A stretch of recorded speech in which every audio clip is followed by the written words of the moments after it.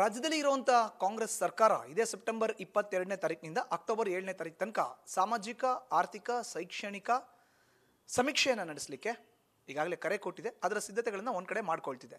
ಈತ ಬಿಜೆಪಿ ಜಾತಿ ಗಣತಿ ಅನ್ನೋದನ್ನು ನೇರವಾಗಿ ಕಾಂಗ್ರೆಸ್ ಸರ್ಕಾರ ಹೇಳಿದೆ ಆರ್ಥಿಕ ಸಾಮಾಜಿಕ ಶೈಕ್ಷಣಿಕ ಸಮೀಕ್ಷೆ ಅಂತ ಹೇಳ್ತಾ ಇದನ್ನ ಮಾಡ್ಲಿಕ್ಕೆ ಬರುತ್ತಾ ಬರಲ್ವಾ, ನಾವೇನಾದ್ರೂ ಇದನ್ನ ವಿರೋಧ ಮಾಡಿದ್ರೆ ನಮ್ಮ ವಿರುದ್ಧನೇ ಅವ್ರ ಮಾತನ್ನ ಆಡ್ತಾರೆ ಅನ್ನೋ ಒಂದು ಮಾತುಗಳನ್ನ ಆಡ್ತಾ ಇದ್ದಾರೆ. ಈ ಎಲ್ಲ ವಿಚಾರಕ್ಕೆ ಸಂಬಂಧಪಟ್ಟಂತೆ ರಾಜ್ಯದಲ್ಲಿ ನಡೀತಾ ಇರೋದು ಹಾಗಾದ್ರೆ ಏನು, ಜಾತಿ ಗಣತಿನ ಅಲ್ವಾ? ಈ ಎಲ್ಲ ವಿಚಾರಕ್ಕೆ ಸಂಬಂಧಪಟ್ಟಂತೆ ನ್ಯೂಸ್ ಫಸ್ಟ್ ಜೊತೆ ಮಾತನಾಡಲಿಕ್ಕೆ ಮಾಜಿ ಮುಖ್ಯಮಂತ್ರಿಗಳು ಬೆಳಗಾವಿ ಲೋಕಸಭಾ ಕ್ಷೇತ್ರದ ಹಾಲಿ ಬಿಜೆಪಿ ಸಂಸದರಾಗಿರುವಂತಹ ಜಗದೀಶ್ ಶೆಟ್ಟರ್ ಇದ್ದಾರೆ. ಅವ್ರನ್ನ ಮಾತಾಡಿಸ್ತೀನಿ. ಜಗದೀಶ್ ಶೆಟ್ಟರ್ ಅವರೇ, ತಾವು ಕೂಡ ಹಿರಿಯ ರಾಜಕಾರಣಿ, ರಾಜ್ಯದಲ್ಲಿ ಮುಖ್ಯಮಂತ್ರಿ ಆಗಿದ್ದಂಥವ್ರು, ಈಗ ಲೋಕಸಭಾ ಸದಸ್ಯರು. ಜಾತಿ ಗಣತಿ ಅನ್ನೋ ಹೆಸರನ್ನ ತೆಗೆದು ಸಾಮಾಜಿಕ ಆರ್ಥಿಕ ಶೈಕ್ಷಣಿಕ ಸಮೀಕ್ಷೆ ಅಂತ ಈಗ ಸಿದ್ದರಾಮಯ್ಯನವರು ಮಾಡ್ಲಿಕ್ಕೆ ಹೊರಟಿದ್ದಾರೆ. ಎಷ್ಟರ ಮಟ್ಟಿಗೆ ಸರಿ ಅಂತೀರಿ ಇದನ್ನ?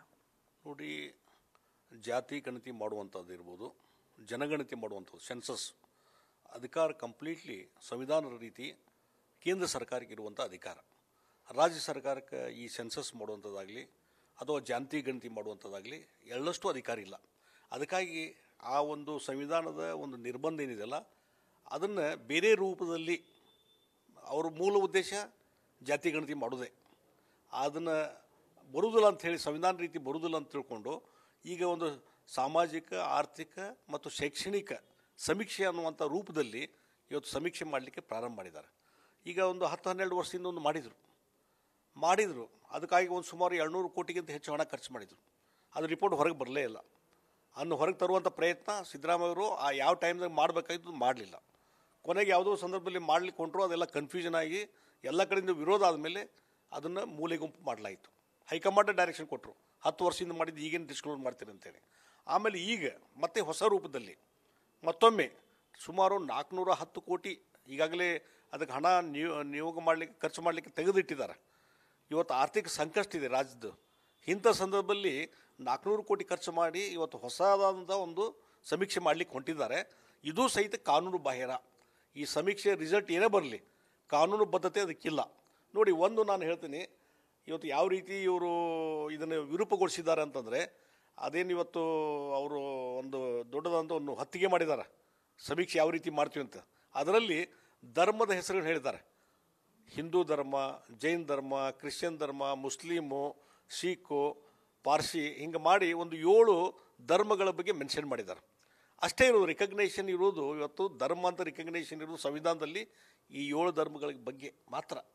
ಆದರೆ ಇವತ್ತೇನು ಮಾಡಿದ್ದಾರೆ, ಅಲ್ಲಿ ಸಮೀಕ್ಷೆ ಮಾಡುವಂಥವ್ರು ಇನ್ನೂ ಹಲವಾರು ವಿಚಾರ ಕೇಳ್ಬೋದು ಅಂಥೇಳಿ ಅಲ್ಲೊಂದು ಇನ್ನೊಂದು ಕಾಲಮ್ ಮಾಡಿದ್ದಾರೆ. ನಾಸ್ತಿಕರು ಯಾರು, ಯಾವುದೇ ಧರ್ಮ ಮತ್ತು ದೇವರಲ್ಲಿ ನಂಬಿಕೆ ಇಲ್ಲದಂಥ ವ್ಯಕ್ತಿಗಳು, ಅವ್ರ ಬಗ್ಗೆ ಒಂದು ಅಭಿಪ್ರಾಯ ತೊಗೊಳ್ಳೋದು. ಅಷ್ಟೇ ಅಲ್ಲ, ನಮಗೆ ಏನೂ ಗುರ್ತಿಲ್ಲ, ನಮ್ಮ ಧರ್ಮ ಯಾವುದು ಗುರ್ತಿಲ್ಲ ಅನ್ನುವಂಥದ್ದು ಒಂದು ಕಾಲಮ್ಮು.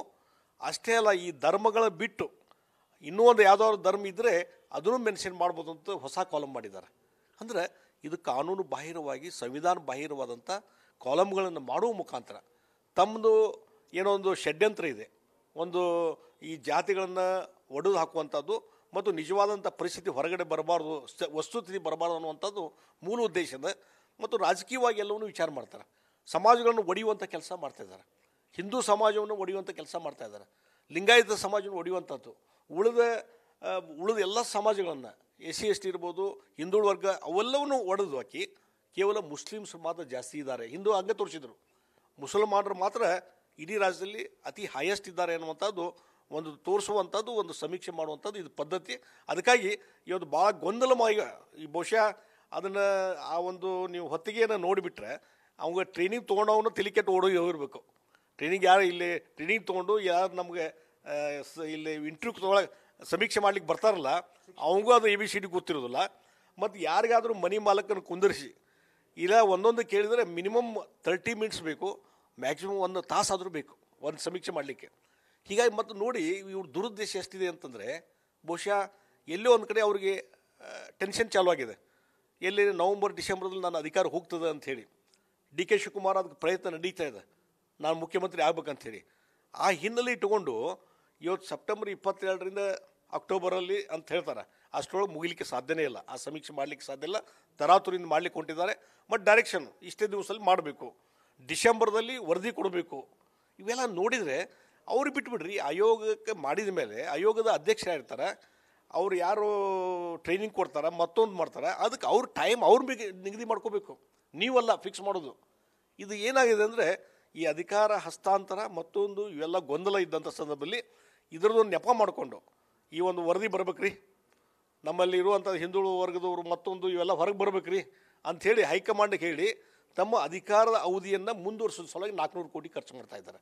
ಒಂದು ದುರುದ್ದೇಶ, ಸಮಾಜವನ್ನು ಒಡೆಯುವಂಥದ್ದು, ಡಿವೈಡ್ ಆ್ಯಂಡ್ ರೂಲ್ ಅಂತಾರಲ್ಲ, ಅದನ್ನು ಇವತ್ತು ಸಿದ್ದರಾಮಯ್ಯವರು ಮಾಡ್ತಾ ಇದ್ದಾರೆ. ಇದರಲ್ಲಿ ಎಳ್ಳಷ್ಟು ಇದು ತಥ್ಯ ಇಲ್ಲ ಮತ್ತು ಇದು ಸಂವಿಧಾನ ಬಾಹಿರವಾದಂಥದ್ದು, ಕಾನೂನು ಬಾಹಿರವಾದಂಥದ್ದು. ಇದಕ್ಕೆ ರಿಕಗ್ನಿಷನ್ ಇಲ್ಲ, ನಾಳೆ ಇದಕ್ಕೆ ಯಾವುದೇ ರೀತಿ ಇಲ್ಲ. ಸರ್, ಇವಾಗ ಕೇಂದ್ರ ಸರ್ಕಾರ ಕೂಡ ಈ ಬಾರಿ ಜಾತಿ ಗಣತಿ ಮಾಡುತ್ತೆ ಅನ್ನೋದನ್ನ ಅಧಿಕೃತವಾಗಿ ಅನೌನ್ಸ್ ಕೂಡ ಮಾಡಿದೆ. ಇನ್ನೇನು ಸದ್ಯದಲ್ಲೇ ಆ ಪ್ರಕ್ರಿಯೆ ಕೂಡ ಆರಂಭ ಆಗುತ್ತೆ. ಅದ್ರ ಮಧ್ಯದಲ್ಲಿ ಈ ರೀತಿಯಾದಂಥ ಸಾಮಾಜಿಕ, ಶೈಕ್ಷಣಿಕ, ಆರ್ಥಿಕ ಸಮೀಕ್ಷೆ ಬೇಕಾಗಿತ್ತು. ಈಗ ಡಿಸೆಂಬರ್ ಒಳಗಾಗಿ ರಿಪೋರ್ಟ್ ಅಂತಾರೆ. ಡಿಸೆಂಬರ್ ಆದಮೇಲೆ 2026 ಸ್ಟಾರ್ಟ್ ಆಗುತ್ತೆ. 2026ನೇ ಇಸ್ವಿಯಲ್ಲಿ ಕೇಂದ್ರ ಸರ್ಕಾರ ಹಿಂದೊಮ್ಮೆ ಪ್ರತಿ 10 ವರ್ಷ ಸೆನ್ಸಸ್ ಮಾಡಬೇಕು. 2011 ಆಗಿದ್ದ ಲಾಸ್ಟ್. 2021ಕ್ಕೆ ಕೊರೋನಾ ಅಂತ ಮಾಡಲಿಲ್ಲ. ಈಗ ಒಂದು ಡಿಕ್ಲೇರ್ ಮಾಡಿದ್ದಾರೆ ಯಾರೋ ಕೇಂದ್ರ ಸರ್ಕಾರ, 2020ರಲ್ಲಿ ನಾವು ಜನಗಣತಿ ಮಾಡ್ತೀವಿ, ಸೆನ್ಸಸ್.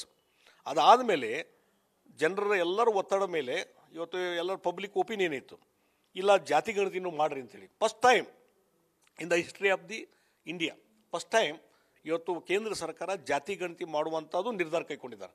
2020ರಲ್ಲಿ ಅದ್ರ ಕೂಡ ಸೈಮಲ್ಟೇನಿಯಸ್ಲಿ ಸೆನ್ಸಸ್ಸು ಮತ್ತು ಜಾತಿ ಗಣತಿ ಎರಡೂ ಸೈಮಲ್ಟೇನಿಯಸ್ಲಿ ನಡೀತದೆ.